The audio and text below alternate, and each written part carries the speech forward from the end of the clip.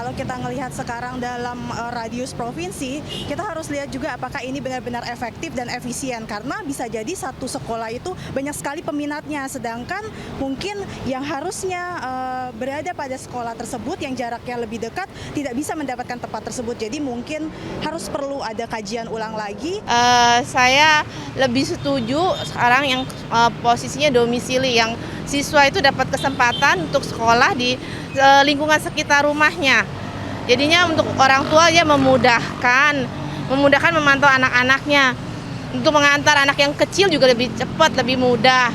Kemudian dari yang anak yang lebih besar, menghemat ongkos transport ya, buat orang tua itu menguntungkan. Diperkuat lagi kurikulumnya, disesuaikan dengan kebutuhan yang ada sekarang. Terus guru-gurunya juga disejahterakan, karena guru itu adalah tonggak untuk siswa-siswa yang bagus juga gitu.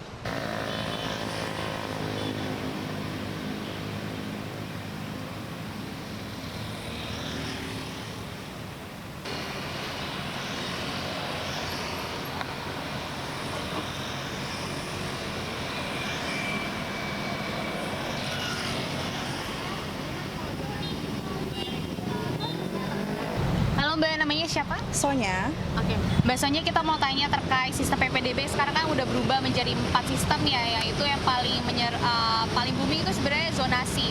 Zonasi ini kan sekarang by provinsi di SMA. Kalau dulu kan by radius meter dari sekolah ya. Nah, itu tanggapan Mbak gimana sih sekarang sistemnya?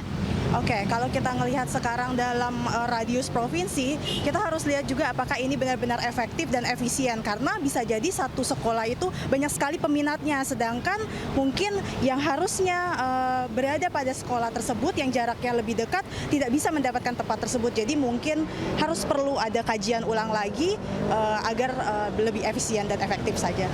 Menurut Mbak, ini akan menjadi membuka peluang lebih luas lagi kepada murid-murid di Indonesia ini atau gimana Mbak? Tentunya pasti akan membuka peluang, tapi apakah itu benar-benar akan sampai kepada masyarakat yang memang benar-benar membutuhkan, atau jangan-jangan ada kepentingan lain seperti itu. Nah, ada salah satu sistem yang itu berdasarkan ada penambahan penilaian dari sikap kepemimpinan. Nah, menurut Mbak ini gimana sih sistemnya? Sikap kepemimpinan, oke. Itu sangat bagus sekali ya, karena menurut saya. Jadi di era globalisasi sekarang tentu sikap kepemimpinan harus benar-benar ditanamkan dari awal, apalagi kita lihat di Jakarta sendiri saja sudah banyak sekali ya yang berdatangan untuk bekerja, dari luar negeri juga banyak sekali. Jadi memang harus ditanamkan dan harus dibentuk sejak awal. Harapan Mbak untuk kepada pemerintah terkait perubahan sistem ini dan juga perubahan nama juga ya sebenarnya, harapan Mbak gimana? Harapannya tentu akan mencetak generasi bangsa yang lebih baik, kemudian juga sistem pendidikannya juga lebih tertata dan rata di berbagai tempat, kemudian juga hasil didikannya benar-benar memberikan manfaat dan benefit yang nyata. Oke, baik. Terima kasih Mbak Sonya. Selamat pagi. Terima kasih. Terima kasih Mbak. Oke.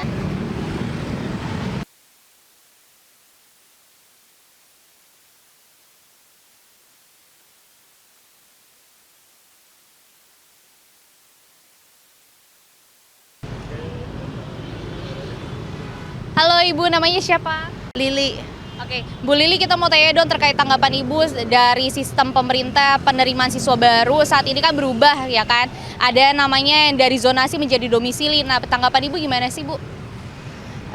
saya lebih setuju sekarang yang posisinya domisili, yang siswa itu dapat kesempatan untuk sekolah di lingkungan sekitar rumahnya.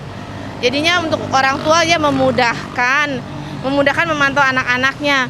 Untuk mengantar anak yang kecil juga lebih cepat, lebih mudah. Kemudian dari yang anak yang lebih besar, menghemat ongkos transport ya, buat orang tua itu menguntungkan. Ya, seperti itu sih buat saya. Baik. Nah, menurut Ibu sekarang kan dari sistem di yang prestasi ini kan selain dari akademik dan non-akademik ini ditambah lagi dari nilai kepemimpinan dari siswa tersebut. Nah, menurut Ibu ini apakah baik atau gimana Bu? Baik banget karena kan setiap anak kan punya kelebihan di berbagai nggak setiap anak akademiknya menonjol atau seni atau apa, ada yang juga pemimpin gitu ya. Jadi setiap anak dapat kesempatan, setuju banget. Baik, untuk harapan Ibu kepada pemerintah dari sistem yang baru ini gimana, Bu? Harapan saya eh, harapan saya ya semua sekolah bisa menerapkan ini, nggak cuman hanya di negeri, tapi di swasta juga seperti itu. Oke, baik, terima kasih banyak Bu Lili. Iya. Selamat pagi. Pagi. Makasih. Makasih Ibu, hati-hati di jalan. Iya.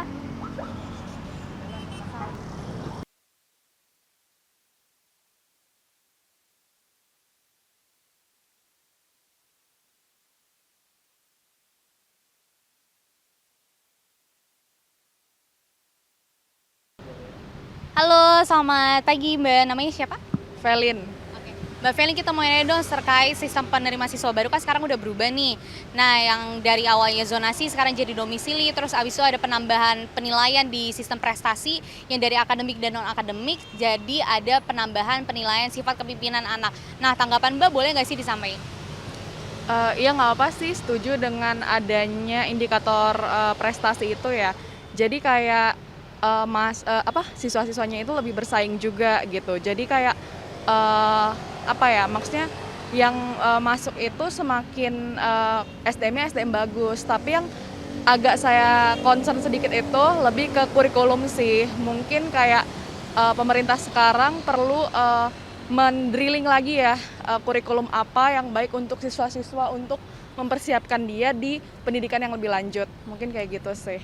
Oke, untuk ini menurut Mbak akan menjadi peluang yang bagus gak sih untuk membuka peluang dari anak-anak ataupun orang tua mencari sekolah kepada anak-anaknya? Prestasi ini? Iya. Oh iya jelas, jadi kayak orang tua juga lebih aware ke pendidikan anak ya, nggak hanya menyerahkan pendidikan itu sepenuhnya ke sekolah gitu. Jadi orang tua juga harus turut andil gitu. Harapannya gimana sih Mbak? Harapan untuk pendidikan Indonesia semoga diperkuat lagi kurikulumnya, disesuaikan dengan kebutuhan yang ada sekarang. Terus guru-gurunya juga disejahterakan karena guru itu adalah tonggak untuk siswa-siswa yang bagus juga gitu. Oke, baik. Terima kasih banyak Mbak. Ya, sama-sama. Oke, dah. Makasih banyak Mbak.